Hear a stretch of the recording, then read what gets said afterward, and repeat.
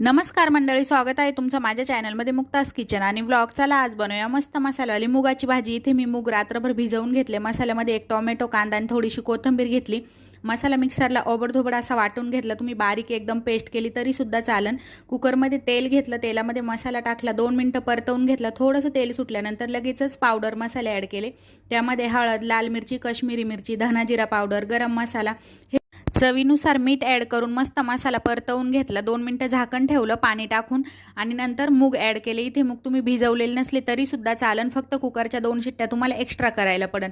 त्यानंतर मी मूग टाकून जरा वेळ मसाला परत परतवून घेतला आणि पाहिजे तेवढं पाणी टाकलं. घट्ट पातळ तुम्ही तुमच्या आवडीनुसार टाकू शकतात. मस्त 5 ते 6 शिट्ट्या करून घेतल्या. किती छान इथे तरी आली भाजी तुम्ही बघू शकताय. मस्त लास्टला कोथिंबीर टाकायची आणि गरम गरम नवरल डब्यात भरून द्यायची. खूप छान लागते ही भाजी. नक्की ट्राय करा आणि कमेंट करून सांगा कशी झाली आणि चॅनलला लाईक, शेअर, सबस्क्राईब करा.